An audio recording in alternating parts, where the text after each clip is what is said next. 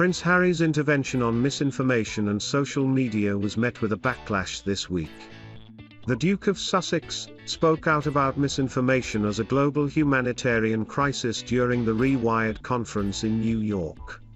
Historian and royal expert Dr. Tessa Dunlop told Palace Confidential that it was time for Harry to take a step back. She said, "In relation to Harry and Meghan, and this torturous toing and froing with social media, I agree they need to take a step back. They clearly spending way too long scrolling. There seems to be ambiguity around his messaging. I am fond of him and I think he could be better advised to steer clear of big issues like the First Amendment when it comes to social media." Daily Mail TMS royal editor Rebecca English told Palace Confidential that Harry's speech turned into one of his predictably boring and pedestrian diatribes about the media. The Daily Mail TMS diary editor Richard Eden echoed this, "As always with Harry and Meghan, they say things that leave you very confused afterwards." He pointed to Harry's claim about Jack Dorsey, the CEO of Twitter. During his speech, the Duke said that he messaged Twitter TMS CEO to warn him that his platform was being used to plot a coup ahead of the 6th of January attack on the US Capitol. The Prince was speaking as part of a panel at Rewired TMS 2021 conference that examined how misinformation on social media spreads lies, hatred and propaganda. Mr. Eden said, he was sort of suggesting it was from his monitoring of social media, but they previously said that they are boycotting social media. Sometimes it TMS quite hard to keep up. Rob Rinder responded to the Duke's remarks on misinformation by pointing out that he signed a deal with Netflix, which spreads misinformation about the royal family with the Crown series. On Good Morning Britain this week, Mr. Rinder said, "I want to be clear, I like Meghan and Harry, her views might not be your cup of tea, fair enough. But my question is, if he's worried about misinformation, what about the fact him and Meghan have taken a huge deal from Netflix and the misinformation about his late mother, Lady Diana, and they've taken millions of pounds? How is that okay? How is that consistent, or not misinformation?" 8. Duchess of Cambridge visited the Generations, Portraits of the Holocaust exhibition yesterday, to mark Remembrance Day. The exhibition features 50 photographic portraits of Holocaust survivors and their families, including 2 images captured by the Duchess herself and reportedly brought back many memories of the incredible people Kate has met in recent years. Veteran Prince Harry and his wife Meghan Markle marked the poignant event in a very different way in the USA. They attended the Intrepid Museum TMS Salute to Freedom Gala where Prince Harry presented Intrepid Valor Awards to 5 service members, veterans and military families living with invisible wounds of war. Duke and Duchess of Sussex will miss Remembrance Day in the UK, instead paying their respects at a Veterans' Day ceremony in New York. Harry and Meghan attended the 2021 Salute to Freedom Gala at the Intrepid Museum in the Big Apple last night.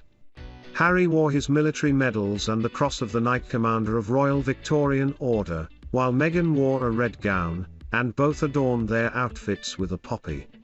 The Duke presented Intrepid Valor Awards to 5 military personnel living with the invisible wounds of war. Harry served in the military for a decade, including 2 tours of Afghanistan, and spoke of the impact his experiences have had on the man he is today. He said, "I served 10 years in the military, including 2 tours of duty in Afghanistan, one as an FAC, forward air controller, on the ground and in the dust with some of you, another as an Apache helicopter pilot in the air supporting and talking with you. Nothing was more valuable than the time I got to spend with my soldiers in a shell scrape, eating an MRE meal, ready to eat, in the back of a tank, thanks for the swaps, flying a mission overhead knowing those below were safer, or making each other laugh when it was needed most. My experience in the military made me who I am today, and I will always be grateful for the people who I got to serve with wherever in the world we were." The Sussexes paid their respects last year by laying a wreath and flowers at an obelisk to commemorate 2 fallen Commonwealth soldiers.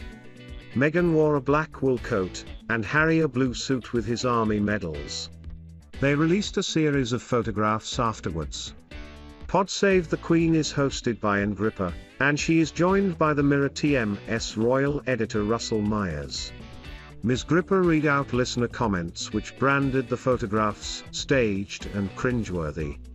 Others, however, defended the Sussexes, saying it was appropriate and respectful given that Harry is a veteran himself.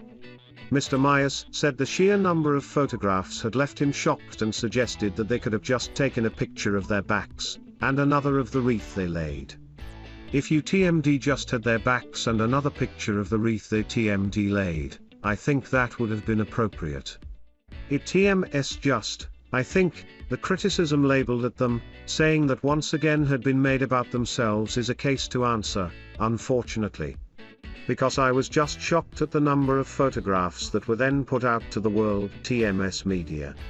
Former Good Morning Britain host Piers Morgan labelled the images a distasteful PR stunt at the time. His co-host Susanna Reid, however, disagreed. The armed forces mean a lot to Prince Harry. He served 10 years. He was blocked, allegedly, from having a wreath in his name placed at the cenotaph. Why wouldn't he want to show his respect when he has such a strong connection to the military? She added, if you don't TMT do it with a photographer, people don't TMT know that you TM done it. Buckingham Palace reportedly denied Harry TM's request to have a wreath laid for him at the service in Whitehall. However, Ms. Gripper pointed out on Pod Save the Queen that Harry could have separately arranged to have a wreath laid on his behalf as the cenotaph is a public monument, it did not need to be part of the official ceremony. She said, the cenotaph is there, it TMS on a public road after the official ceremonies happen, people can lay wreaths. She added, if he wanted to leave a wreath and pay a private respect, he could have done so, but it didn't TMT need to be as part of that ceremony. While coronavirus restrictions at the time would have made it difficult for Harry to attend, he could have asked someone to lay one for him in his absence. To subscribe to Pod Save the Queen, go to your normal podcast provider. Meghan Markle has been accused of using her title to gain access through cold calling US senators as part of her campaign for paid parental leave, and using her royal title to do so. Buckingham Palace officials have said that Meghan's use of Duchess title regarding politics is outrageous because members of the royal family try to steer clear from influencing political decisions, especially in a different country. Royal editor of the Daily Mirror, Russell Myers, joined Lorraine Kelly to talk about the Duchess of Sussex and her use of the title for her lobbying work. Lorraine commented, I completely understand what she's saying. It's a difficult one, though, isn't it? It really is, because they still are styling themselves as the Duke and Duchess of Sussex.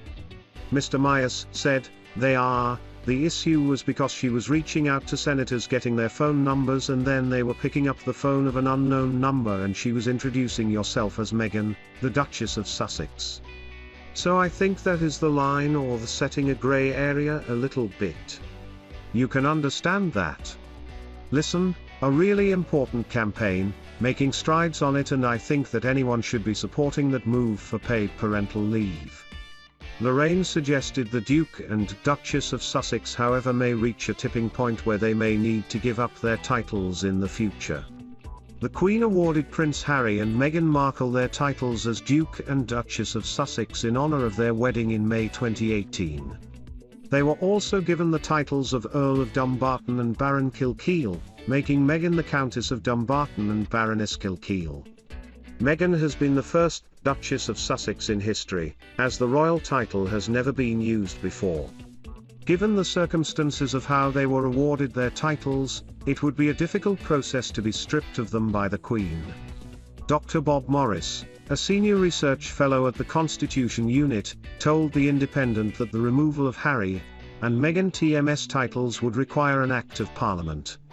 Queen's awkward apology after foreign dignitary left stunned by breaking wind. Meghan Markle could use royal family connection to secure enormous commercial deals.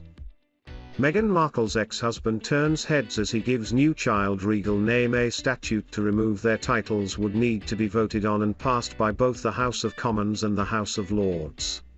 Unnamed senior figures of the palace told Evening Standard that there is no appetite to strip either Meghan or Harry of their titles.